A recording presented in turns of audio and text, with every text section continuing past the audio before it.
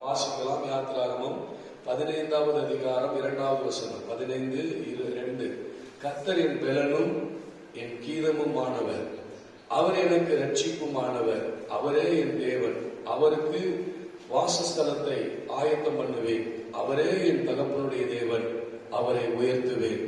பரலோகத்தில் இருக்கிற எங்கள் பிதாவே, நீர் பேசுகிற தேவனாய் இருக்கிறபடியால் உம்மை நன்றியோடு நாங்கள் உம்மை ஸ்தோத்திரிக்கிறோம். உம்முடைய பெலனை எங்களுக்குள்ளே தந்து நாங்கள் உங்களுடைய வாசஸ்தலத்தை ஆயத்தப்படுத்தத்தக்கதாக நாங்கள் எழும்ப இந்த வேலையில் எங்களோடு கூட நீர் பேசும், எங்களோடு கூட இடைப்படும். கர்த்தருடைய கரத்தில் எங்களை அர்ப்பணம் பண்ணுகிறோம்.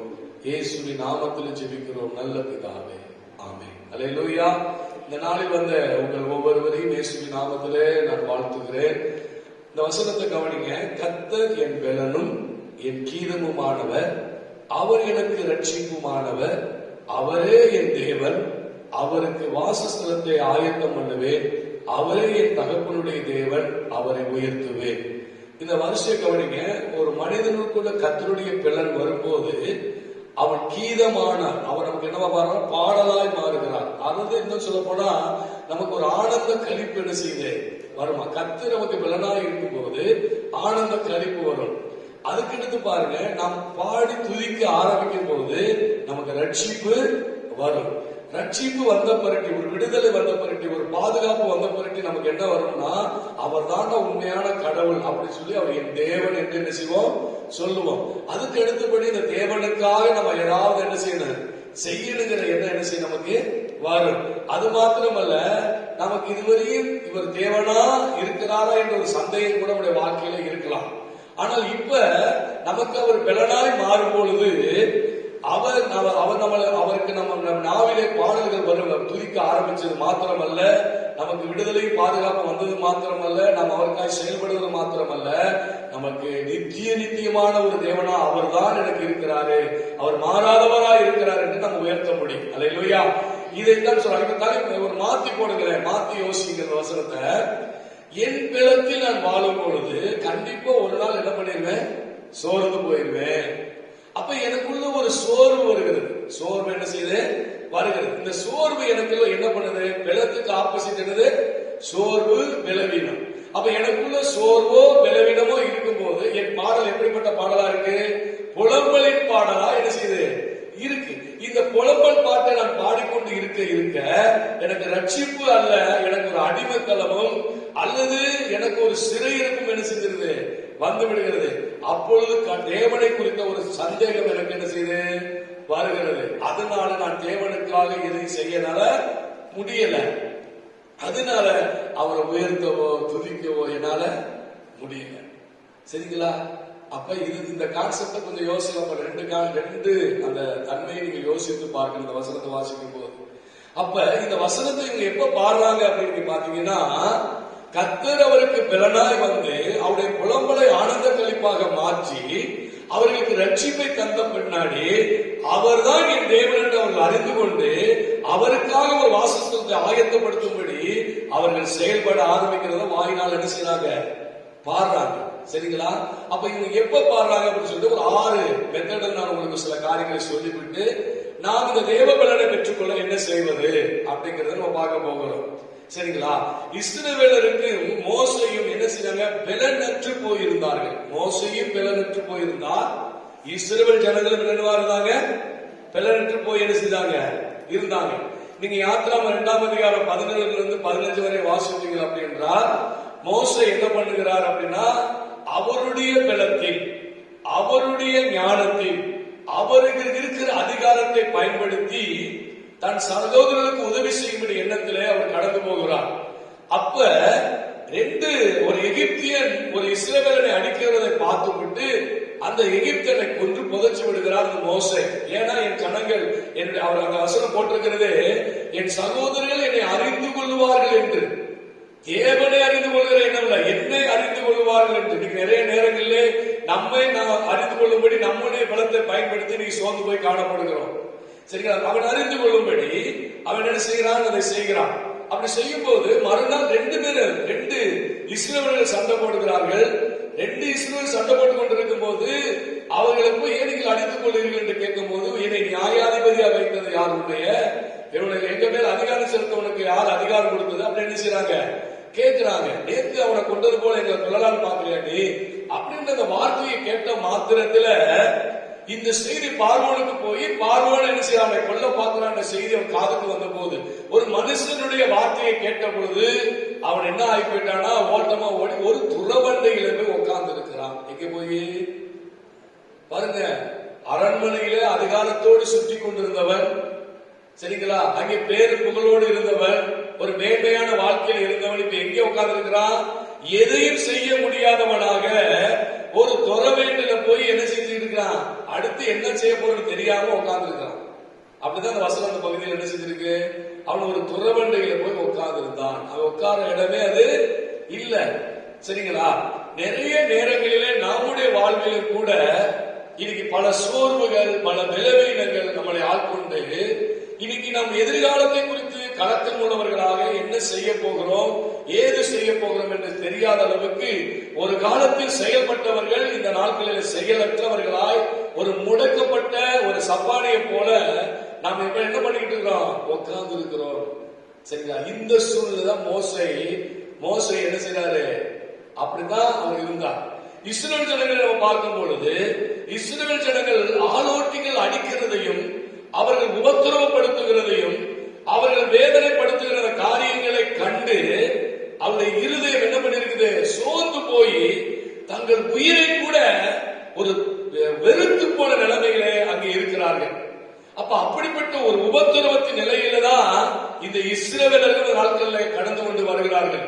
இப்ப நல்லா கவனிங்க, நிறைய நேரங்கள் நமக்கு வருகிற உபத்திரவங்கள், நமக்கு வருகிற பாடுகள், துன்பங்கள் நம்ம என்ன பண்ணுகிறது அப்படின்னா, நம்மளை மனமடிவாக்கி நம்ம எதையாவது பண்ணிக்கிறோமா, எதையாவது செய்து கொள்வோமா, இப்படி எண்ணங்கள் நம்மளுக்கு பல தடவை ஓடி இன்னைக்கு செயலற்றவர்களா நம்ம என்ன செய்யறோம், இருக்கிறோம். இதே சூழ்நிலை தான் இஸ்ரவேல் ஜனங்களும் மோசையும் இருந்த பொழுது அவர் இந்த சூழ்நிலை மாறின பின்னாடிதான் பாடுறார், கர்த்தர் என் பலன், கர்த்தர் என் பலன் என்று பாடுகிறார். அடுத்த நல்ல கவனிங்க, இரண்டாவதாக அதை பார்க்கும்போது என் கீதமும் ஆனவர் அப்படி பார்க்கிறோம். அப்ப இந்த ஜனங்கள் எப்படி இருந்த நிலைமையில் ஒரு கீதமானார்கள், கர்த்தருக்கு கீதமானார் அப்படின்னு பாத்தீங்கன்னா, தேவ ஜனங்கள் என்ன பண்றாங்க, அடிமைத்தனத்தில் இருக்கிறாங்க, வேதனையில் இருக்கிறாங்க, உபத்திரத்தில் இருக்கிறாங்க. அதனால அது உச்சக்கட்ட புலம்பல். அதாவது சில நேரத்தில் பாத்தீங்கன்னா, நான் யார்ட்டாவது சொல்லி புலம்பலாமா, நான் யார்ட்டாவது சொல்லி அழலாமா, அது மாதிரி நமக்குடைய உபத்திரவங்கள், அது மாதிரி ஒரு புலம்பல். இப்படிப்பட்ட நிலைமையில தான் ஆண்டுடைய வார்த்தைக்கு சொல்கிறது. யாத்திராகமம் 3ஆம் அதிகாரம் 7-9 பாத்தீங்கன்னா, இப்பொழுதோ இஸ்ரவேல் புத்திரரின் கூக்குரல் என் சன்னதியில் வந்து எட்டியது, எகிப்திய அவர்களை ஒடுக்குகிறதை கண்டு அப்படின்ற. அப்ப ஒரே புலம்பல், இந்த ஜனங்களுடைய வாயில் என்னதான் வருது, புலம்பல், ஒரே புலம்பலா புலம்பிக் கொண்டே இருக்கிறாங்க. இன்னைக்கு நிறைய நேரத்தில் பாத்தீங்கன்னா நம்மளும் இப்படித்தான் செஞ்சுட்டு இருப்போம், எப்ப பாருங்க புலம்பிக்கிட்டே இருப்போம். ஒன்று, தங்கள் வியாதி உள்ளவர்கள் தங்கள் வியாதியை குறித்து புலம்புவார்கள், தங்கள் கடன் இருக்கிறவர்கள் தங்கள் கடனை குறித்து என்ன செய்வார்கள், புலம்புவார்கள், தங்களுக்கு பிரச்சனையோடு இருக்கிறவர்கள் தங்கள் பிரச்சனை குறித்து என்ன செய்வார்கள், புலம்புவார்கள். இப்படி புலம்புறதுனாலதான் இன்னைக்கு சோர்ந்து போய் உட்கார்ந்து இருக்கிறோம். அப்ப இவர்களும் அப்படித்தான் இருந்திருக்கிறாங்க, ஒரே புலம்பல் பாட்டு பாடினவர்கள். ஆனா இந்த யாத்திரா 15 எப்ப பாடுறாங்கன்னா, அவர்களுக்கு பலனாய் அவர் வந்ததினாலே அவருக்கு கீதமான பாடல்கள், அதாவது புலம்பலை ஆனந்த கழிப்பாய் மாற்றுகிறார், புலம்பலை ஆனந்த கழிப்பாய் என்ன செய்தார், மாற்றுகிறார். அதே போல உங்களுக்கும் உங்கள் புலம்புகளை ஆனந்த கழிப்பாய் அவர் என்ன செய்வாரே, மாற்றுவார். மூன்றாவதாக இங்க பார்க்கிறோம், அவர் ரட்சிப்புமானவர். அப்படின்னா ரட்சிப்பான பழைய பாட்டில் பாதுகாப்பை குறிக்கிறது, விடுதலை குறிக்கிறது, அல்லது ஒரு நல்ல வாழ்க்கையை கூட என்ன செய்யுது குறிக்கிறது. இப்ப இவங்க வாழ்க்கையில ஒரு அடிமைத்தளத்துல எதையுமே செய்ய முடியாத ஒரு சிறையிருப்புக்குள்ள உட்கார்ந்து இருக்க போல என்ன செய்யறாங்க, இருக்கிறாங்க. பாத்தீங்கன்னா அவங்க நிலைமை எப்படின்னா, ஒரு பாதுகாப்பு இல்லாத நிலைமை, குழந்தை பிறந்த கூட ஆண் குழந்தை கொள்ற நிலைமை. இவர்களுக்கு எப்ப மரணம் வராது, இவங்க அடிக்கிற அடியில் எப்ப சாவாங்க அப்படிங்கிறது என்ன செய்யாது, தெரியாது. இன்னைக்கு நிறைய நேரங்கள் நாமளும் கூட என்ன செய்யறோம்னா, நமக்கு யாரும் தீங்கு செய்ய வேண்டியதில்லை. நம்மளே நாமே பாதுகாக்கக்கூடிய நிலைமையில கூட நமக்கு என்ன செய்யல இல்ல, நம்மளே நாம அழிக்கிற நிலைமையில நம்ம என்ன செய்யற சூழ்நிலைகள் இருக்கிறது, போராட்டங்கள் என்ன செய்யுது இருக்கிறது. இதை பார்த்து என்ன பண்றோம்னா ஒரு பாதுகாப்பு எல்லாரும் எப்பயாவது ஏதோ பண்ணிக்கிறோமோ அந்த மனநிலை நமக்கு என்ன செய்கிறது வந்து விடுகிறது. அப்ப அப்படிப்பட்ட சூழ்நிலையில கர்த்தர் என்னவா அவர்களுக்கு மாறி இருக்கிறாரு, ரட்சிப்பாக அந்த எகிப்தை விட்டு அவர்கள் விடுதலையாக்குகிறவராக என்ன செஞ்சிருக்காரு, அவருக்கு காணப்பட்டிருக்கிறார். அல்லேலூயா. இப்ப நாலாவதாக பார்க்கிறோம், தேவனை அறியாத நிலைமையில இருந்தாங்க. யாரும் ஒரு தேவன் அப்படிங்கிற ஒரு சிந்தனை கூட இல்ல. இன்னைக்கு நிறைய நேரங்களை பாருங்க, நமக்கு நடக்கிற கொடுமை, நமக்கு நடக்கிற உபத்திரவங்க, வேதனைகள் மத்தியில, பிரச்சனை மத்தியில கடவுள் இருக்கிறாரா, நம்மளை கைவிட்டாரா, நம்மளை விட்டுட்டு ஓடிட்டாரா, இப்படி நினைக்கிற ஒரு நிலைமையில் நம்ம என்ன செய்யற நிறைய பேரு இந்த இஸ்ரவேலர்கள் எப்படி இருந்தார்களோ அப்படிதான் இந்த நாட்களில் நீங்கள் நான் என்ன செய்யறோம் இருக்கிறோம். சரிங்களா? ஒரே சந்தேகம், அவர் இருந்தா எனக்கு ஏன் இப்படி நடக்குது? ஆனா அவர் சொல்றாரு, நான் உன்னை விட்டு விலகுவது உன்னை கைவிடுவதும் இல்லை, நான் மரித்தேன் சதா காலமும் உங்களோடு கூட என்ன செய்யறேன் இருக்கிறேன். அப்படிலாம் அவங்க பாருங்க, இஸ்ரவேல் சீசர்கள் கூட அவர் மரித்த பின்பாக அவர் எங்கெங்க செதறி ஓடிட்டாங்க, எல்லாம் ஓடிட்டாங்க, கேங்காம ஓடினாங்க, செதறி ஓடினாங்க, தனித்தனியாம இருந்தாங்க, ஓடினாங்க. ஆனா மரித்தேன் சதாக்காலம் அவங்களுக்கு முன்னாடி என்ன செஞ்சாரு, வெளிப்பட்டார். வெளிப்பட்ட போதுதான் கர்த்தர் அவர்களை தேவன் என்ன செய்ய முடியுது அறிந்து கொள்ள முடியும். முதல்ல பேசினாங்க, அவர் கிறிஸ்து தான் நீங்களாரு, நான் நீங்க யார் மதிச்சாலும் மறுதளிக்க மாட்டேன் சொல்லிதான் பார்த்தாரு. நிறைய நேரங்களில் நமக்கு நல்ல சூழல் இருக்கும்போது பேசுறோம். ஆனா இன்னைக்கு நம்ம மனநிலைமை எப்படி இருக்குன்னா, தேவன் இருக்கிறாரா இல்ல கைவிட்டாரா, நம்மளை விட்டு போயிட்டாரா, இப்படி சந்தேகம் நமக்குள்ள ஏற்பட்டு என்ன செய்யுது இருக்கு. இதே மாதிரிதான் இஸ்ரவேல் ஜனங்கள் என்ன செஞ்சாங்க இருந்தாங்க.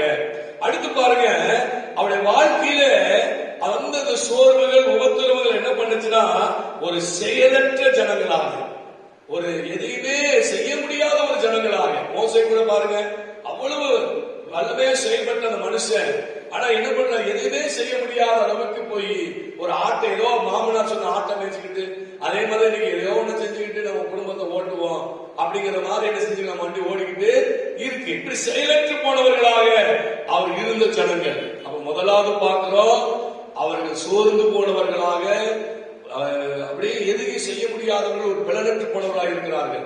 இரண்டாவது அவர்களின் நிலைமை எப்படி இருக்கு பாத்தீங்கன்னா, அவங்களுடைய அந்த உபத்திரம் வேதனை அவர்களை குழம்ப வைத்துக் கொண்டிருக்கிறது. மூன்றாவது பார்க்கிறோம், அவர்கள் பாதுகாப்பற்ற சூழ்நிலை இருக்கிறார்கள். நாலாவது பார்க்கிறோம், அவங்க தேவன் என்று தேவன் இருக்கிறாரா இல்லையா அறியாத ஒரு நிலைமையில் இருக்கிறாங்க. ஐந்தாவது செயலற்று போய் இருக்கிறாங்க. நாலாவது 4 தலைமுறையாக தேவனை அறியாதபடி இருக்கிற ஒரு சூழ்நிலை அவங்க இருக்கிறார்கள். நீங்க நல்லா கவனிச்சு பாருங்க, இந்த 5 காரியத்தை பாருங்க. இப்படிப்பட்ட ஜனங்களை தான் தேவனை குறித்து பாட வச்சார். அந்த 15ஆம் அதிகாரம் 1ஆவது வசனம் சொல்லுது, மோசையும் இஸ்ரவேலர்களும் பாடினார்கள் போட்டிருக்கு.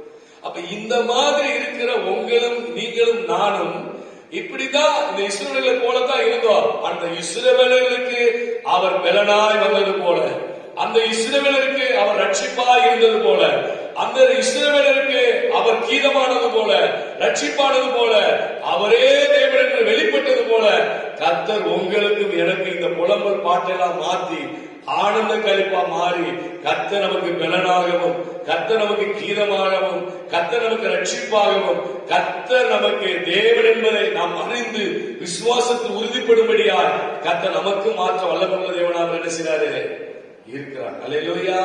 அப்ப இதே நிலைமையில் இருந்த ஜனங்கள் இப்படிப்பட்ட ஒரு பாடலை பாடுவதற்கு என்ன காரணம், அதை நாம் புரிந்து கொள்ள வேண்டும். அல்லேலூயா. இப்படிப்பட்ட ஒரு சூழ்நிலை இருந்தாங்க. இப்ப நம்மளும் இந்த சூழ்நிலை இருக்கிறோம். இப்ப நிறைய பேர் இதை வெளியே சொல்ல முடியாம நீங்க இருக்கலாம். இந்த இஸ்ரவேலர்களை போல, தேவனற்றவர்களை போல, செயலற்றவர்களை போல, ஒரு பாதுகாப்பு இல்லாத ஒரு புலம்பலை பாடிக்கொண்டிருக்கிற ஒரு நிலைமையில தான் நாம் இருக்கலாம். அந்த இடத்துல இருக்கிற நீங்க ஒரு சிலர் இருக்கலாம், அல்லது உங்களுக்கு நீங்க வெளிப்படுகிற மற்றவர்கள் பார்ப்பதற்கு நல்லதை போல இருக்கலாம். ஆனா உள்ள உங்க மனதில் இருக்கிறது உங்களுக்கு தான் செய்யும் தெரியும். அல்லேலூயா. இந்த நாட்களிலே நீங்க கவனிச்சு பார்க்கணும். அப்ப இப்படிப்பட்ட ஜனம் எப்படி இந்த பாடலை பாடுற அளவுக்கு மாற்றம் அடைந்தார்கள். கர்த்தர்களுக்கு பலனா இருந்தார், கர்த்தர்களுக்கு கீதமா இருந்தார், கர்த்தர்களுக்கு ரட்சிப்பா இருந்தார். அவர்தான் தேவன். அவருக்கு ஒரு வாசஸ்தலத்தை நாங்கள் என்ன செய்வோம், ஆயத்தப்படுத்துவோம். அவர் எங்கள் தகப்பனுடைய தேவன். அவரை நாங்கள் என்ன பண்ணுவோம், இப்படி பாடுவதற்கு என்ன காரணம்? இப்படி பாடுவதற்கு என்ன காரணம்? நல்லா கவனிங்க. அப்ப என்ன காரணம்னா, தேவனை பற்றி அறிய அறிய நமக்கு பலனை கொண்டு வரும். நல்லா கவனிங்க, இது உங்களுக்கு ரொம்ப முக்கியமானது. தேவனை பற்றி நாம் எவ்வளவுக்கு எவ்வளவு அறிகிறோமோ அவ்வளவுக்கு அவ்வளவு நமக்கு பலனை என்ன செய்ய கொண்டு வரும். இப்ப தேவனை பற்றி எதன் மூலமா அறியலாம்? தேவனை பற்றி எதன் மூலமா அறியலாம்? இப்ப பாருங்க, மோசே காலத்திற்கு முன்பாக எல்லாருக்கும் எப்படி ஆண்டவர் வெளிப்பட்டார் என்றால், ஒரு தரிசனத்தின் மூலமாக, ஒரு சொப்பனத்தின் மூலமாக, ஒரு நேரடியாக, இப்படி பல பேருக்கு வெளிப்பட்டதை நம்ம வேதத்திலே பார்க்கிறோம். ஆனா நிறைய நேரங்கள் நமக்கு சொப்பனத்துல அவர் வெளிப்படணுமா? நிறைய நேரத்தில் நமக்கு தரிசனத்துல வெளிப்படணுமா? அவர் நேரே வந்து பேசணுமா? இப்படி நம்ம நினைச்சுக்கிட்டு இருக்கிறோம். என்ன நினைச்சா, நம்ம ரொம்ப அழுதோம்னா நம்மளை வந்து பக்கத்துல வந்து தட்டி கொடுத்து அவர் ஆறுதல் படுத்தி தூக்கி எடுப்பாரு அப்படின்னு நினைச்சுக்கிட்டு இருக்கிறோம். சரிங்களா? அல்ல, இப்படி நினைக்கிறதுனாலதான் நம்மளால நினைச்சுக்கலாம் அவர் அறிய முடியல. அவர் எப்படிப்பட்டவர் நம்மளால நினைச்சுக்கல, அறிய முடியல. நல்லா புரிந்து கொள்ளுங்கள், தேவனை பற்றி அறிவதற்கு தான் இந்த வேதத்தில் என்னென்ன சூழ்நிலைகள் மக்கள் இருந்தார்கள், உனக்கு இந்த மாதிரி சூழ்நிலை வரும்போது நீ என்ன செய்ய வேண்டும் என்பதை குறித்து இந்த வேதத்துல நமக்கு தெளிவாக என்ன பண்ணிருக்குது, எழுதி வைத்திருக்கிறது. அல்லேலூயா. நமக்கு சொப்பனத்தில் தோன்றுவார் இல்லைன்னு, தரிசனத்தில் தோன்றுவார் இல்லைன்னு, நேரடியா பேசுவார் இல்லைன்னு. ஆனா நம்ம அதிக நேரம் இந்த வேதத்துல வாசிக்க வாசிக்க, இந்த வேதத்தை அறிய அறிய, சொல்றது வசனம், சத்தியத்தை அறிவீர்கள், சத்தியம் உங்களை விடுதலையாக்கும் அப்படி சொல்லுகிறது. சரிங்களா? அப்ப இந்த வேதத்தை நம்ம எந்த அளவுக்கு அறிகிறோமோ அந்த அளவுக்கு நமக்கு என்ன வருமா? விசுவாசத்தை கொண்டு வரும். என்ன கொண்டு வரும்? விசுவாசத்தை கொண்டு வரும். நீங்க நல்லா கவனிங்க. அடுத்து விசுவாசம் என்ன செய்யும்னா, உலகத்தை ஜெயிக்க வைக்கும். விசுவாசம் என்ன செய்ய? உலகத்தை ஜெயிக்க வைக்கும். அப்ப தேவனை பற்றி நம்ம அறியும் போதுதான் தேவ பலன் நமக்குள்ள வரும். அப்ப தேவனை பற்றி எப்படி அறிவது? தேவனுடைய வார்த்தையை நம்ம அறிய அறிய தேவனை பற்றி அறிய முடியும். தேவ வார்த்தையை நம்ம அறிய அறியத்தான் விசுவாசம் நமக்குள்ளே வரும். அந்த விசுவாசம் உலகத்தை ஜெயிக்க வைக்கும். அல்லேலூயா. உலகத்தை ஜெயிக்கும் என்ன அர்த்தம்? உலகத்தில் இருந்து வருகிற பிரச்சனைகள், போராட்டங்கள், வேதனைகள், கண்ணீர்கள், உபத்திரவங்கள் எல்லாவற்றையும் அது என்ன பண்ணும்னா அந்த விசுவாசம் ஜெயிக்க வைக்கும். அல்லேலூயா. இப்படித்தான் விசுவாசத்தில் வல்லவரானான்னு சொல்லி எபிரேயர் 11ஆம் அதிகாரத்தில் ஒரு லிஸ்ட் எழுதியிருக்கிறாரு, அவர் போட்டு வச்சிருக்கிறார். அல்லேலூயா. அப்ப நல்லா கவனிங்க. இந்நாட்களில் நாம் என்ன செய்கிறோம் என்றால், நமது பலனை பற்றியே மேன்மை பாராட்டுகிறோம். நமது பலனை, அந்த நமது பலனை பெருகிறதுக்கு படிக்க, நல்லா படிக்கணும். உலக அறிவு, உலக ஞானம், இதுல நான் பெருகணும், இதுல உயரணும். அதை பத்தி அதிகமா பிரயாசப்படுகிறோம். அதை பத்தி அறிய என்ன செய்யறோம்? அதிகமா பிரயாசப்படணும். நம்ம தொழிலை குறித்து ஒரு காரியங்களை அறிவதற்கு எங்கெங்கேயோ போய் தேடி கீடி அதனுடைய ஞானத்தை வளர்த்துக் கொள்ள, அதனுடைய அறிவியலை வளர்வதற்கு உதவி செய்ய நம்ம என்ன செய்யணும்? பிரயாசம் படுகிறோம். இது பாத்தீங்கன்னா சில காரியங்கள் நல்லா கவனிங்க. எப்பயுமே ஒருத்தர் நீங்க கவனிச்சு பாருங்க, புலம்பிக்கிட்டே இருக்கிற ஆட்களை கவனிச்சு பாத்தீங்கன்னா அவங்க யாத்திரத்துல உட்கார்ந்துருப்பாங்க. யாத்திரத்துல உட்கார்ந்துருப்பாங்க. புலம்பிக்கிட்டே இருக்கிற ஆளு யாத்திரத்துல உட்கார்ந்துருப்பாங்க. புலம்புகிற ஆளோட போய் நினைச்சிட்டு இருப்பாங்க. ஏன்னா அவங்க விட்ட புலம்பு, இவங்க விட்ட புலம்பு, அவங்களுக்கு அது ஒரு ஆறுதல் மாதிரியா? இன்னும் சில பேர் என்ன செய்வாங்கன்னா, புண்பட்ட மனச புகைவிட்டு ஆத்தவன் சொன்ன மாதிரி சொல்லிக்கிறாங்க உலகத்துல உள்ளவங்க. இப்ப பெண்கள் எப்படி தெரியுமா மனசு ஆத்துக்கிறாங்க? மனசு ஆத்துக்கிறதுக்கு போய் எங்க உட்கார்றாங்க? சீரியலுக்கு முன்னாடி உட்கார்ந்துறாங்க. சீரியல போய் உட்கார்ந்த உடனே என்ன நடக்குதுன்னு பாத்தீங்கன்னா, நம்ம வீட்டுக்காக அப்படியே எழுதிது ஓட ஆரம்பிச்சிருக்கு. இப்ப நம்ம வீட்டுக்கார எது மூலமா அறியலாம்? அந்த சீரியல் மூலமாவே அறியறாங்க. நம்ம வீட்டுக்கார இப்படி வர்றாரு, அம்மா இப்படி இருக்குமோ, நம்ம வீட்டுக்கார அம்மா இப்படி இருக்குது, அதனால இப்படி இருக்குமோ. இன்னைக்கு நிறைய குடும்பம் சீரழிஞ்சதுக்கு சீரியல் தான் காரணம். நீங்க யாரும் வேலை கேட்டு, நான் சீரியலை பார்த்தது இல்ல. ஏன்னா நிறைய பேர் சொல்லுவாங்க, சில சமயத்தில் நான் வந்து சீரியல்ல இதுவரையும் பார்த்தது கிடையாது. நான் வந்து படிக்கிற நாட்கள்ல சீரியல் பார்த்திருக்கேன், அப்புறம் ரசிக்கப்படாத நாட்கள்ல. அப்ப உள்ள சீரியல்லாம் வந்து இப்பெல்லாம் சொல்றாங்க, எப்படி தப்பா நடக்கிறது, எப்படி புராணத்தனம் பண்றது, இப்படிதான் சீரியல்ல போடுறாங்கன்னு சிலர் சொல்றது. ஊழியர்கள் இதுல சொல்லும் போது சாட்சி சொல்றத வச்சு எனக்கு தெரியும். நான் ஒரு நாள் ஒரு சீரியல் முழுசா இருந்தது இல்ல, எந்த சீரியலும் கொஞ்சம் கூட பார்த்தது கிடையாது. அந்த நீஸ் வைக்கும் போது பாத்தீங்கன்னா அந்த சன் டைரக்ஷன் இருக்குதுல, அந்த முதல்ல அவங்க ஓடியாரு போது என்ன சொல்லுவாங்க, அதை பார்த்தாலே அப்படி எனக்கு தலைவலிக்கிற மாதிரி இருக்கு. என்னங்கடா அப்படி ஒரு அழுக வைக்கிற மாதிரியே இருக்கு இந்த காரியம். அது கொஞ்ச நேரம் ஓடி மறைஞ்சு அடுத்த சேனல் வரைக்கும் விடுதலை இருக்கு. அப்படி நல்லா தொடர்ந்து முடியாத போய் நல்லா கவனி. ஆனா எப்படி அதை பார்த்துட்டு உட்காந்து அழுகுறதுன்னா அவ்வளவு பிடிக்குது நம்ம மக்களுக்கு. அது பெண்களுக்கு அழுகிறத பார்க்கணும்னா அவ்வளவு பிடிக்குது. என்ன அழுகிறத பிடிக்கிறது. இன்னைக்கு நிறைய பேர் புலம்பலால சேர்ந்து புலம்பி என்ன செஞ்சுருக்காங்க. அப்ப உலகத்தை பற்றி அறிய புலம்புறது எப்படி, கடனை பத்தி அறிகிறது, ஒரு வியாதியை பத்தி அறிகிறது. ஒருத்தர் பார்த்தா வியாதியை பத்தி சொல்லுவாரு, இந்த வியாதி வந்துச்சா அவங்க செத்து போயிட்டாங்களா, எனக்கு அந்த வியாதி இருக்குமோ, அப்ப இப்படிதான் இருக்குமோ, அதை பத்தியே அறிவு. நம்முடைய அறிவுலாம் இப்படிதான் இருக்கு. அதை குறிச்சு மேன்மை பாராட்டுறது. எனக்கு இந்த வியாதி இருக்கலாம், எனக்கு இந்த வியாதி இருக்கா, இதை குறிச்சு மேன்மை பாராட்டுறது. எவ்வளவு கடன் இருக்கு தெரியுமா, நான் சமாளி, இப்படிதான் மேன்மை பாராட்டுறது. கடனை குறிச்சு மேன்மை பாராட்டுற ஆளுகளாம் உண்டு நிறைய. நல்லா கவனிங்க, நம்ம பலத்தை மேன்மை பாராட்டினார் அல்லது நம்ம பலத்தை கூட்டிக் கொள்வதற்கு நீங்கள் அறிகிற உலகத்தின் அறிவை அறிவதற்கு நீங்க விரும்பினால் உங்களுக்கு என்னதான் வரும், மேன்மை பாராட்டுதான் தான் வரும். இந்த மேன்மை பாராட்டல் என்ன கொண்டு வரும்னா பெருமையை கொண்டு வரும். மேன்மை பாராட்டல் என்ன கொண்டு வரும், பெருமையை கொண்டு வரும். இந்த பெருமை நமக்கு என்ன கொண்டு வரும்னா அடிமைத்தனத்துல கொண்டு போய் விடும். அடிமைத்தனத்துல என்ன செஞ்சது நம்மள கொண்டு. நான் மறுபடியும் சொல்லுங்க, தேவனை பற்றி அறிய அறிய தேவ பலன் நமக்குள்ளே வரும். அப்பொழுது நமக்கு அவர் கீதமாய் மாறுவார். அவரை துதிக்கிறவர்களாய் நாம் மாறுவோம், அவரை உயர்த்துகிறவராய் நாம் மாறுவோம். இப்படி நாம் அவரை துதிக்க துதிக்க துதிக்க நமக்கு விடுதலையும் ரட்சிப்பும் பாதுகாப்பும் நம்முடைய குடும்பங்களில் நல்ல ஒரு மாற்றத்தை நம்மளால என்ன செய்ய முடியும், பார்க்க முடியும். அப்படி நம் குடும்பத்தில் அற்புதங்கள் அதிசயங்களை காண காண இவர்தான் மெய்யான தேவன் என்ற சந்தேகம் இல்லாமல் நம்முடைய மனதில் ஆணித்தனமே அவர்தான் தேவன் என்று அறிக்கையிடுவோம். அது மாத்திரமல்ல, தேவனுக்காக செயல்படுகிறவராய் நாம் மாறுவோம். தேவனுக்காய் செயல்படுகிறாய் மாறுவோம். அது மாத்திரமல்ல, அவர் நிச்சயமான தேவன் என்று தன் பிள்ளைகளுக்கும் தலைமுறை தலைமுறைக்கும் சொல்லுகிற நபர்களாய் நம்ம மாறிவிடுவோம். அல்லேலூயா. இதுதான் தேவனை தேவ பலன் நமக்குள்ளே கொண்டு வருகிற ஆசீர்வாதம். ஆனால் தேவத்தை பற்றி அறிவது எப்படி அறிவதோ, வேதத்தை படிக்க படிக்க அதை அறிய அறிய அதுல வசனங்களை நம்ம மேற்காது அதை விசுவாசிக்க அந்த வசனங்களை நம்ம அறிந்து கொள்ளும் போது தேவனை பற்றி என்ன செய்வோம், அறிவோம். பாத்தீங்கன்னா ஒருத்தருக்கு நுரையீரல் அழுகி போயிருந்தது. அழுகி இருந்த போது ஒரு சுவிசேஷ புத்தகத்தை ஒருத்தர் கொடுத்தார்கள். 4 சுவிசேஷம் திரும்ப திரும்ப வாசிக்கும் போது அவருடைய இறுதி அந்த நுரையீரல் புதிதாய் மாற்றப்பட்டது. அப்ப நம்ம வாசிக்க வாசிக்க என்ன ஆகுனா நமக்குள்ள விசுவாசத்தை கொண்டு வரும்.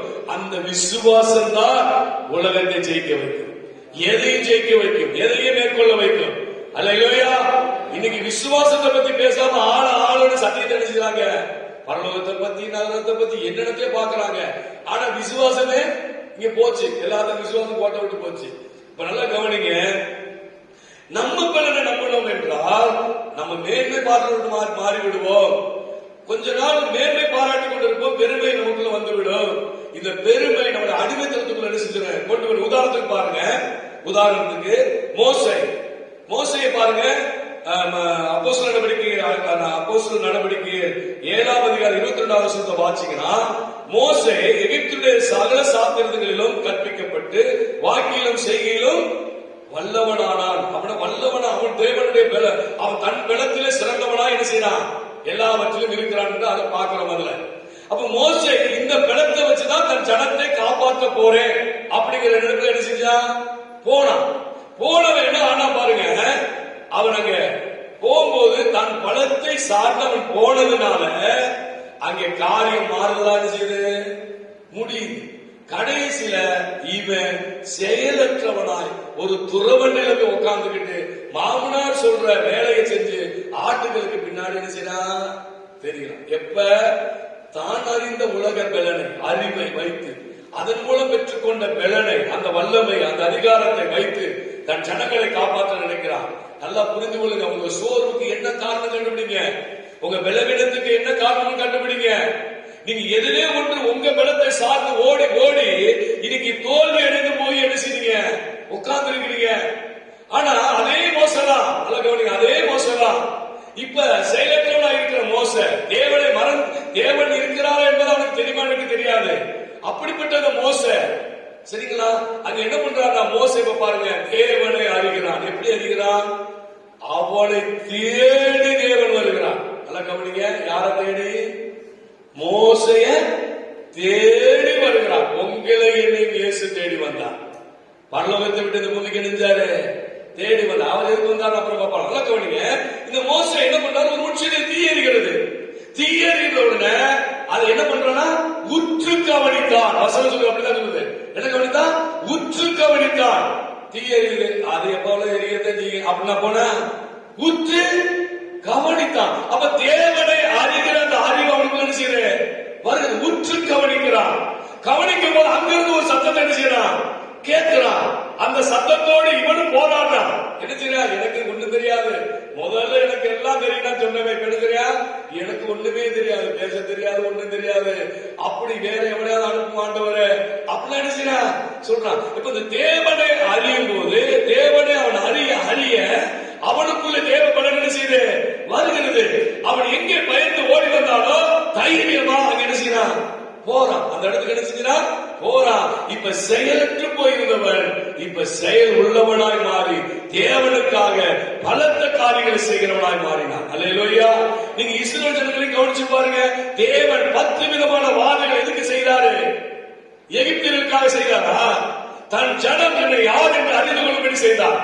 தன் ஜனங்கள் தான் யார் என்று தெரியறவர்களுக்கு அவர் தான் யாரு, எப்படிப்பட்ட வல்லமை உள்ளவர்கள், அவர்கள் தாவனை குறித்தும் பார்வனை குறித்தும் அவர்கள் மனதில் தெய்வங்களை குறித்தும் அவர்கள் 10 விதமான வாதை எதுல குறிக்க சொல்றாங்கன்னா, அவங்க 10 கடவுள் மெயினான கடவுளாம்.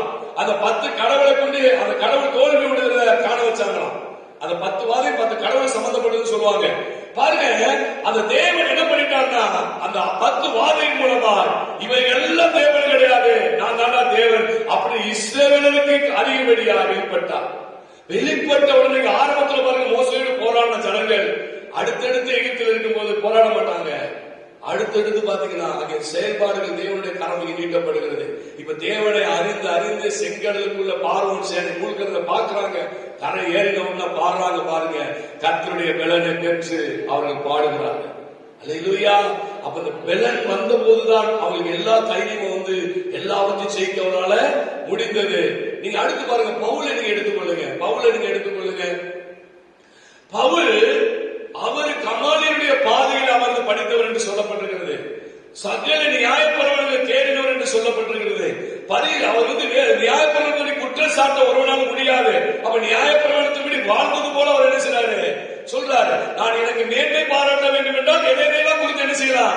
மேன்மை பாராட்டலாம் அப்படின்னு சொல்றாரு. அப்ப இந்த மேன்மை பாராட்டுறதுனாலதான் இவருக்கு இப்படிப்பட்ட மேன்மை பாராட்டு மாற்றப்பட்டு சொல்றாரு. அப்ப இப்படிப்பட்டவன அவர் இருந்திருக்கிறார். அப்படி இருக்கும் போது அவர் தன் பலத்தை அந்த நியாயப்பிரமாண அறிவை வைத்து, நல்லா கவனிங்க, நியாயப்பிரமாணத்தின் அறிவை வைத்து இருந்தபடினால் அவர் தேவனுக்காக வைராக்கியம் பாராட்டல, தன் மதத்திற்காக வைராக்கியம் பாராட்டவனா இருந்தான். சரிங்களா? தன் மத வைராக்கியத்தை கொண்டு கொண்டு கொண்டு கொண்டு வந்தவனாக தேவனுக்கு விரோதமாய் ஜனங்களை கொலை செய்கிறவனாய் காணப்பட்டான். அதான் சொன்னேன், மோசே எப்படி தன் பலத்தை சார்ந்திருக்கும் போது ஒரு அடிமத்தம் அதை மேன்மை பாராட்டி செயல்பட்ட போது ஒரு அடிமத்தனத்துக்குள்ள போனான். இப்ப பவுல் நியாயப்பிரமாணத்தில அவன் தேறினவனா இருக்கும்னால அதனுடைய அறிவு இருந்தபடினாலே தேவனுக்கு விரோதமாய் செயல்படுகிறான். ஆனால் அவன் ஒரு அடிமத்தனத்தில் இருக்கிறான் என்பது நமக்கு என்ன செய்யல தெரியல. ஆனா திரும்ப நீங்க ரோமர் எடுத்து படிச்சு பாருங்க, நியாயப்பிரமாணத்தின் கிரியினாலே நீங்கள் என்ன செய்ய முடியாது. எப்படி அடுத்த நியாயப்பிரமாணத்தை பத்தி விசுவாசத்தை பத்தி திருப்பி திருப்பி எழுதிட்டு இருப்பாரு, பேசிக்கிட்டே வருவாரு. அப்ப நியாயப்பிரமாணத்தினுடைய அறிவு பவுலை ஒரு குருடனா தான் இருந்துச்சு. அந்த குருடுத்தன்மை எங்க காமிக்குதுன்னா, இதன் மூலமா நீ குருடன் தாண்டா, கண்ணு தெரியாத குருடன் சொல்லாம அவர் கூடாக்கி காமிக்கிறார். சரிங்களா? ஆனா தேவன் தமஸ்கு வேதியிலே வெளிப்பட்ட போது அவன் தேவனை அறிகிறான். தேவனை அறிய அறிய அவருடைய வெளிப்பாடு எல்லாம் பாத்தீங்கன்னா அங்கே புத்தக வடிவில் நமக்கு உங்களுக்கு எனக்கு பிரயோசனமா இருந்திருக்கு, மாறி இருக்குது. அல்லேலூயா. அப்ப அவன் தேவனை குறித்த அறிவு இயேசுவுக்காக வாழ வைத்தது. பவுலை இயேசுவுக்காக இருந்துச்சு வாழ வைத்தது. பாருங்க, 1 தீமோத்தேயு 1ஆம் அதிகாரம் 12-13 வாசிங்க பார்க்கலாம். 1 தீமோத்தேயு 1ஆம் அதிகாரம் 12-13.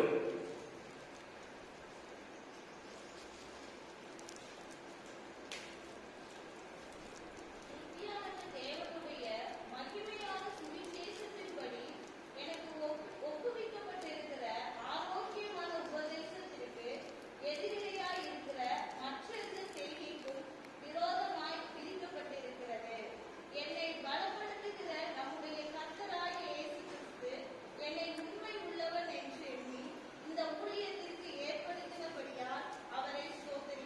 அல்லேலூயா. முதல்ல அது உபதேசம் என்று சொல்றாரு. இரண்டாவது அதுதான் என்னை பலப்படுத்தி இருக்குதுன்னு சொல்றாரு. அல்லேலூயா. நியாயப்பிரமாணம் அவரை பலப்படுத்தல, அவரை மேன்மைப்படுத்தல.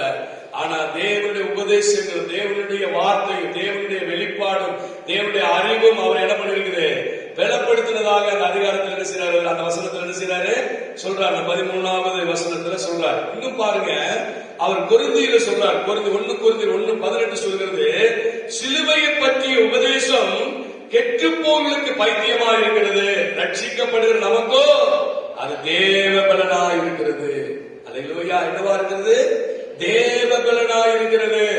நான் அடிக்கடி சொல்லுவேன், நீங்க எப்பெல்லாம் சோர்ந்து போகிறீர்களோ, எப்பெல்லாம் பிரச்சனைக்கு மத்தியில போகிறீங்களோ, எப்பெல்லாம் உங்களுடைய வாழ்க்கையில் ஒவ்வொருத்தரும் இருக்குதுன்னு நீங்க நினைக்கிறீங்களோ, அப்பெல்லாம் நீங்க நோக்கி பார்க்க வேண்டிய ஒரு இடம் எதுனா சிலுவை. அல்லேலூயா. சிலுவையை வரது வச்சு சிலுவையை பார்க்க சொல்லி சொல்லல. நானு நல்லா புரிஞ்சு கொள்ளுங்க. சிலுவையில இயேசு மரித்ததை ஒரு கூட்டார் என்ன சொல்றாங்க, ஒரு கூட்ட ஜனம் என்ன சொல்லுது, அவர் என்ன பாவம் செஞ்சாரோ, மோசமான ஆளா இருந்திருப்பாரு அவருக்கு, அதனால அவர் என்ன பண்றாங்க, கொலை செய்யறாங்க அப்படின்னு சொல்லி ஒரு கூட்டம் பேசுது. இப்படி இல்லாம ஒரு கடவுள் போய் மறிப்பாரு அப்படின்னு சொல்லி ஒரு கூட்டம் என்ன செய்யுது, பரிகாசம் பண்ணுது. ஆனா உங்களுக்கு எனக்கு சிலுவை பற்றிய உபதேசம் தேவ பலனா மாறுறது. அல்லேலூயா. ஒரு காலத்துல தற்கொலைக்கு போன என்ன சரிங்களா, நல்லா கவனிங்க. தேவனுடைய அந்த அன்பை குறித்து, இயேசுவின் அன்பை குறித்து பேசப்பட்ட பொழுது அந்த அன்பு என் இதயத்துக்குள்ள கடந்து வந்து என்னை அந்த சோர்விலிருந்து, அந்த தற்கொலை எடுத்து தூண்டின அந்த பலவீனத்திலிருந்து என்னை என்ன செஞ்ச தேவ வார்த்தை பலனாய் மாறினது. அந்த தேவ பலன் என்னை கீதமாய் மாறிய புலம்பலை ஆனந்த கழிப்பாய் மாற்றிட்டு. அல்லேலூயா. சிலுவை பற்றிய உபதேசம் கெட்டு போகிறவர்களுக்கு அது பைத்தியமா தோணலாம். ஆனா அந்த சிலுவை பற்றிய உபதேசம் பாத்தீங்கன்னா ரட்சிக்கப்படுவதற்கு நமக்கோ தேவ பலனா இருக்கிறது. அல்லேலூயா. நம்ம வாழ்க்கையில நல்ல மகிழ்ச்சியான சந்தோஷமான வாழ்வு வாழ வேண்டும் என்றால் நமக்கு தேவ பலன் அவசியம். அந்த தேவ பலன் எங்கிருந்து வருதுன்னா சிலுவையின் உபதேசத்திலிருந்து வருகிறது. அல்லேலூயா. சிலுவையை பற்றிய உபதேசத்திலிருந்து என்ன செய்யறேன் வருகிறது. நான் அடிக்கடி சொல்லணும், சிலுவையை நோக்கி நான் எப்பயும் சொல்றேன், கண்ணீருக்கு இடம் கூடாதபடி, அழுகைக்கு இடம் கூடாதபடி, துக்கத்துக்கு இடம் கூடாதபடி, வேதனைக்கு இடம் கூடாதபடி இயேசு எனக்கா யாவையும் செய்து முடித்தார். இயேசு என் பலவீனங்கள், என் நோய்கள் எல்லாவற்றையும் ஏற்றுக்கொண்டார். நான் ஜாதிகளுக்கு கடன் கொடுக்கும்படி இயேசு எனக்காக தரித்திரமாகி என்னை செல்வந்தனாய் மாற்றியிருக்கிறார். அல்லேலூயா. இயேசு எனக்காய் சாபமாகி ஆபிரகாமின் ஆசீர்வாதம் வாக்குத்தத்தத்தை எனக்கு பெற்று தந்திருக்கிறார். நல்ல கவனிங்க. உங்க சூழலுக்கு ஏற்றாற்படி சிலுவையை நோக்கி பார்த்து சிலுவையை பற்றி பேச ஆரம்பிங்கள். உங்க வாழ்க்கையில் தேவ பலன் கடந்து வரும். இந்த தேவ பலன் உங்கள் குழம்பலை ஆனந்த கழிப்பாக மாற்றும். இந்த ஆனந்தம் உங்களுடைய வாழ்க்கையில செழிப்புக்கு நேர்வான வழிகளை திறந்து உங்களுக்கு ரட்சிப்பை கொண்டு வரும். அவரே தேவன் என்று உங்கள் நாவு சொல்ல வைக்கும். தேவனுக்காக செயல்படுவீர்கள். அல்லேலூயா. தேவனுக்காக என்ன பண்ணுவீங்க, செயல்படுவீர்கள். இன்னைக்கு பாட்டு பாடு, கை தட்டு, எந்திரிச்சு நில்லு, உட்காரு, இதெல்லாம் சொல்ல வேண்டிய அவசியமே இல்ல. உங்களுக்கு தேவ பலன் இருந்தா இதெல்லாம் சொல்ல வேண்டிய அவசியம் இல்ல. உங்க வாழ்க்கையில் இருக்கிற சோர்வும், உங்க வாழ்க்கையில் இருக்கிற பலவீனம் தான் இன்னைக்கு தேவனுக்காக ஒரு கையை கூட தட்ட முடியாத அளவுக்கு உட்கார்ந்து இருக்கிறோம். ஒரு வாய்க்கு பாட முடியாத அளவுக்கு உட்கார்ந்து இருக்கிறோம். அடுத்து பாருங்க 24வது வசனம். நீங்க 1 கொரிந்தியர் 1ஆம் அதிகாரம் 18-31 வரை வாசித்து பாருங்கள். 24 அங்க என்ன சொல்லப்பட்டிருக்கு பாருங்க. ஆகிலும் யூதரானாலும் கிரேக்கரானாலும் எவர்கள் அழைக்கப்பட்டிருக்கிறார்களோ அவர்களுக்கு கிறிஸ்து தேவ பலனும் தேவ ஞானமுமாய் இருக்கிறார். அல்லேலூயா. யார்தான் தேவ பலன்? கிறிஸ்து தான் நமக்கு தேவ பலன். அவர் தான் நமக்கு தேவ ஞானம். இன்னைக்கு ஞானம் இல்லாம எதாவது செஞ்சு விட்டுறேன் அப்படின்னு நினைக்கிறீங்க. நீங்க ஞானம் வேணும்னா கிறிஸ்து தான் நமக்கு ஞானம். இந்த விசுவாசம் நமக்குள்ள கடந்து வர வேண்டும். அவர் தான் எனக்கு பலன். அல்லேலூயா. அடுத்து பாருங்க 30வது வசனம் சொல்கிறது. 30 மேன்மை பாராட்டுகிறவர் கர்த்தரை குறித்து மேன்மை பாராட்டத்தக்கதாக. 31வது வசனம் அவரே தேவனால் நமக்கு ஞானமும் நீதியும் பரிசுத்தமும் மீட்புமானார். நீங்க இதை மேன்மை பாருங்க. எனக்கு அவர்தான் பலன், அவர்தான் ஞானம், அவர்தான் நீதி, அவர்தான் பரிசுத்தம், அவர்தான் மீட்பு. எனக்கு நம்ம என்ன செய்யணுமா, மேன்மை பாராட்டணுமா? அல்லேலூயா. இப்படி மேன்மை பாராட்ட, இப்படி தேவனுடைய வார்த்தையை நம்ம மேன்மை பாராட்டினாலே நம் மனதில் ஒரு தைரியத்தை என்ன செய்ய கொண்டு வரும். அல்லேலூயா. மனதில் ஒரு தைரியத்தை நமக்கு என்ன செய்ய கொண்டு வரும். அப்ப தேவ பலன் தேவனுடைய வார்த்தையிலிருந்து நமக்கு வரும். எப்படின்னா தேவனை அறிய அறிய தேவ பலன் நமக்குள்ளே வரும். தேவனை எப்படி அறிவது? வேத வசனங்களை நாம் என்ன செய்யறது? அறிய அறிய வேத வசனத்தை படிக்க படிக்க அதை தியானிக்க அதை ஆராய்ந்து பார்க்க என் வாழ்க்கையில் என்ன பண்ணுது? அந்த விசுவாசத்தை கொண்டு வருகிறது. அந்த விசுவாசம் உலகத்தை நம்ம என்ன பண்ண ஜெயிக்க வைக்கும். அல்லேலூயா. உலகத்தில் ஒரு எல்லாவற்றையும் ஜெயிக்க வைக்கும். அல்லேலூயா. நல்லா கவனிங்க. 1 சாமுவேல் 30ஆம் அதிகாரம். அந்த 30ஆம் அதிகாரத்தில் ஒரு சம்பவம் இருக்கிறது. நான் சுருக்கமா சொல்ல விரும்புகிறேன். அதுல 6வது வசனத்தை மட்டும் நான் வாசிக்கிறேன் பாருங்க. அத பின்பகுதிய தாவீது தன் தேவனாகிய கர்த்தருக்குள் தன்னை திடப்படுத்திக் கொண்டார் அப்படின்னு போட்டு. என்ன திடப்படுத்திக் கொண்டார்னா, இப்ப பாருங்க, அந்த பெலிஸ்தியோட சேர்ந்து யுத்தத்துக்கு போறாங்க. தாவீது அவரோட சேர்ந்த எல்லாரும் போறாங்க. அவருடைய மனைவி, பிள்ளைகள், பொருட்கள் எல்லாத்தையும் விட்டுட்டு போகும்போது அவங்க இவர் வரக்கூடாதுன்னு திரும்பி வருகிறார்கள். இங்க வந்து பார்த்தா மனைவி, பிள்ளைகள் எல்லாம் காணும். எல்லாத்தையும் என்ன செஞ்சாங்க? கொண்டு போயிட்டாங்க.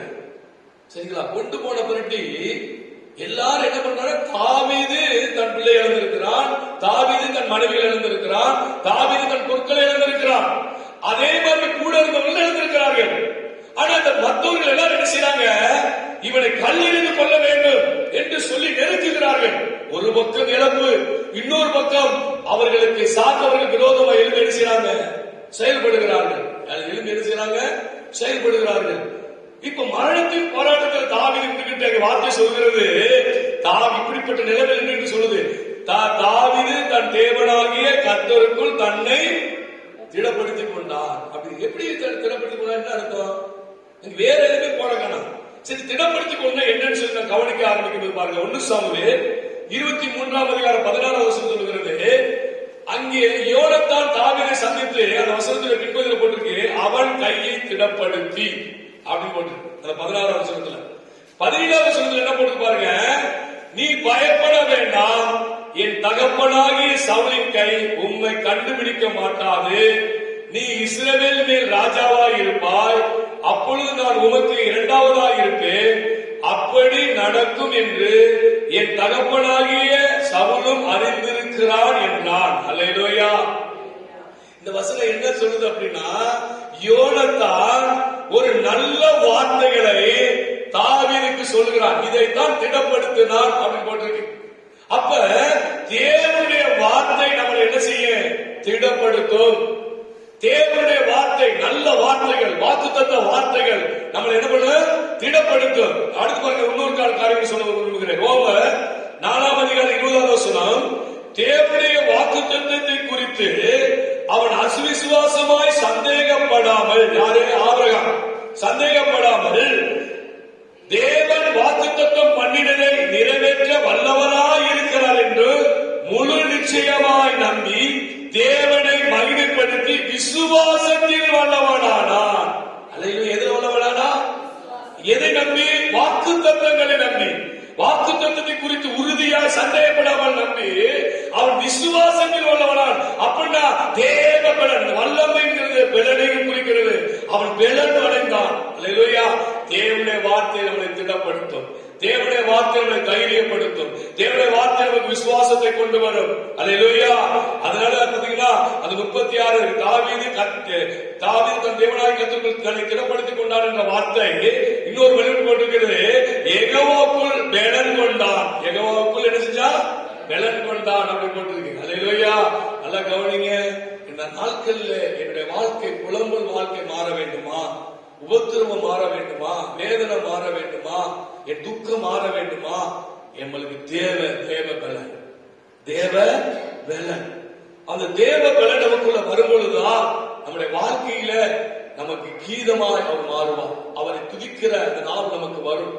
அவரை போற்றுகிற நான் கீதமானவர் என்ன அர்த்தம்? நான் அவரை போற்றுகிறவனா மாறுவேன். நான் எப்ப போற்றுவனா மாறுவேன்? எனக்கு ஆனந்தம் இருந்தால் தான் போற்றுவேன். அதான் புலம்பலை ஆனந்தமாய் நமக்கு என்ன செய்றாரு? மாற்றுகிறார். இப்படி நான் துதிக்க ஆரம்பிச்சிட்டாலே ஆட்டோமேட்டிக்கா குடும்பத்தில் எல்லா சூழ்நிலை எழுதுறேன் மாற ஆரம்பிச்சு, ரட்சிப்பு வந்துடும், விடுதலை வந்துடும், நல்ல வாழ்வு எழுதுறேன் வந்துடும். அதுக்கு பின்பாக அவரே என் தேவன் என்று நான் என்ன செய்வேன்?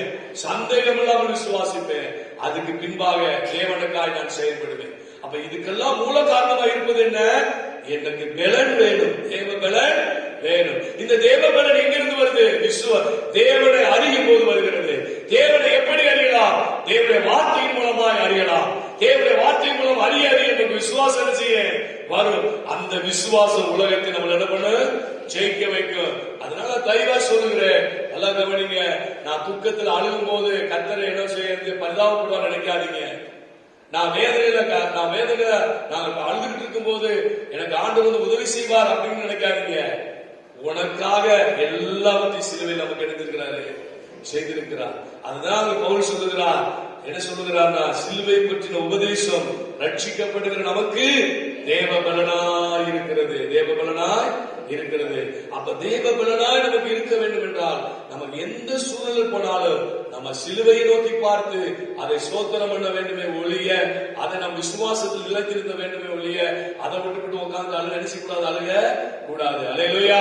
அவை கர்த்தருடைய பலன் எனக்கு கீதமாய், கர்த்தருடைய பலனும் கர்த்தர் எனக்கு பலனும் கீதமுமானார், அவரே எனக்கு ரட்சிப்புமானார். இது மாதிரி நம்ம பாட வேண்டும் என்றால் நமக்கு தேவை என்னது? தேவ பலன் முதலாவது. அது எங்கிருந்து வருகிறது? தேவனிடத்திலிருந்து வருகிறது. நம்மளால பலனை உருவாக்கி கொள்ள முடியாது. சரிங்களா? ஏதோ ஆவியில நிரம்புறேன்னு சொல்லிட்டு நம்ம ஊத்தி நிரப்புவார், அடிக்கடி போய் நம்மளை பலப்படுத்துவார் நினைச்சுக்கிட்டு இருக்க கூடாது. சீசுடைய வாழ்க்கை எல்லா நிலைமையும் ஆவியானவர் ஊற்றியே பலப்படுத்திக்கிட்டு இருந்தாரு. அவர்கள் ஒரு தடவை பலன் அடைந்தார்கள். அதுக்கு பின்னாடி வாயிலிருந்து எழுதிட்டாங்க, பேசி தள்ளிக்கிட்டே இருந்தாங்க. அவங்க அடுத்தடுத்து பலன் அடைந்தாங்க. எந்த உபத்திரத்துக்கு பாடுக்கு அவங்க சளைக்கல, பின்னாடி திகைத்து நிக்கல, ஓட்டம் ஓடிக்கிட்டு தான் இருந்துச்சு. அல்லேலூயா. பாருங்க, சிதறி இருந்தார்கள், எல்லாம் சிதறி, உபத்திரத்தை பார்த்து சிதறி ஓடினார்கள் அப்படின்னு போட்டிருக்கு. உபத்திரத்தை பார்த்து சிதறி ஓடி எங்க போறான்? வேற சபைக்கு போவோம். வேற சபைக்கு போனா என்ன செய்வாங்க? பின்வாங்கி போய் மறுபடியும் பழைய மார்க்கத்துக்கு என்ன செய்வாங்க? போயிடுவாங்க. இன்னைக்கு நிறைய பேர் அப்படிதான் நினைச்சிட்டு இருக்காங்க, போய்கிட்டு இருக்காங்க. நீங்க நல்லா கவனிங்க. ஆனா விசுவாசம் சிதறி போனவங்க அவங்க என்ன பண்ணாதீங்களா? இருக்கும்போது ஏசப்பா நம்பி இப்படி சுவிசேஷத்தை அறிவிப்பு, இப்படி பிரச்சனை வருப்பா, வேணாப்பா, நம்ம ஓடி போயிருவோம்ப்பா அப்படி யாரும் நினைச்சல. ஓடல, சிதறி போய் எங்கும் நினைச்சாங்களா? சுவிசேஷத்தை பிரசங்கித்துக் கொண்டிருந்தார்களா? அல்லேலூயா. அவங்க தேவ பலன் இருந்ததுனால செய்ய முடிஞ்சு. சரிங்களா? திரும்ப ஆவியானவரை இப்படி ஒவ்வொருத்தர வருது மாடுது அப்படின்னு சுவிசேஷம் திறந்த வாசல் எங்க இருக்கு, ஓடினார்கள். அது மாத்திரம் அற்புத அடையாளம் நடந்துகிட்டே இருந்துச்சு. அல்லேலூயா. அவனுடைய வாழ்க்கையில தேவை என்னன்னா, தேவனை அறிகிற அந்த அறிவு நமக்கு ரொம்ப வேணும். அந்த அறிவு தான் விசுவாசத்தை கொண்டு வரும். அந்த விசுவாசம் உலகத்தை ஜெயிக்கிற பலனாய் நமக்கு மாறும். அல்லேலூயா. நாம் ஜெபம் பண்ணுவோம். எங்களை நேசிக்கிற நல்ல தகப்பனே, இந்த அருமையான வேளையில் உங்களுடைய சமூகத்திலே இங்க வந்திருக்கிற யாவரும் எந்தெந்த காரியங்களிலே ஆண்டவரை சுவந்து போயிருந்தாலும், பலன் நற்று போயிருந்தாலும், ஆண்டவரை நீர் எங்களுக்கு பலனாக இருக்கிறீர் என்று அறியும்படி நீர் உதவி செய்திருக்கிறீர். அந்த விசுவாசத்தில் உம்மை அறிகிற அறிவிலே வளர்ந்து உம்முடைய பலத்தை பெற்று எல்லாவற்றையும் மேற்கொண்டு புலம்பலை ஆனந்தமாய் மாற்றிக் கொள்ளவும் ஆண்டவரே, இவருக்கு கீதமாய் இருக்கும்படி ஆண்டவரே, இவர்களை உமக்காக செயல்படுகிற கூட்டமாய் எழும்பும்படி இவர்களுக்கு நீர் உதவி செய்யும். இந்த வார்த்தை இருதயங்களிலே பலன் செய்யட்டும். இந்த வார்த்தைகளை ஆண்டவரை இவர்கள் வாழ்க்கையில் ஆனந்த கழிப்பை கொண்டு வரட்டும். இந்த வார்த்தைகள் இவர்கள் வாசஸ்தலத்தை ஆயத்தப்படுத்துவதாக எழுப்ப பண்ணட்டும். நீரே தேவன் என்று அசைக்க முடியாத விசுவாசத்துக்கு கடந்து வரட்டும். உலகத்தை ஜெயிக்கிற விசுவாசம் இவர்களுக்கு வர்த்திக்கப்படும்படி உம்மை அறிகிற அறிவுகளை இயேசுவின் நாமத்திலே வளர்வார்களாக என்று சொல்லி இயேசுவின் நாமத்தில் நான் ஆசீர்வதிக்கிறேன். இவர்கள் தேவ பலனை பெற்று இவருடைய புலம்பலை ஆனந்த கழிப்பாகி இவர்களுக்கு நீ ரட்சிப்பா இருக்க போவதற்காக நன்றி. அப்படியே நீர் ஆசீர்வதிக்கப்பா. இந்த 15:2 வாழ்நாளிலே பாடத்தக்கதாக உடைய வாழ்க்கை மாறட்டும். இயேசுவின் நாமத்தில் ஜெபிக்கிற நல்ல பிதாவே. என் ஆத்துமாவே கர்த்தரை சோதரி, என் முழு உள்ளமே பரிசுத்த நாமத்தை சோதரி. என் ஆத்துமாவே கர்த்தரை சோதரி, கர்த்தர் செய்த சகல உபகாரம் மறவாதே.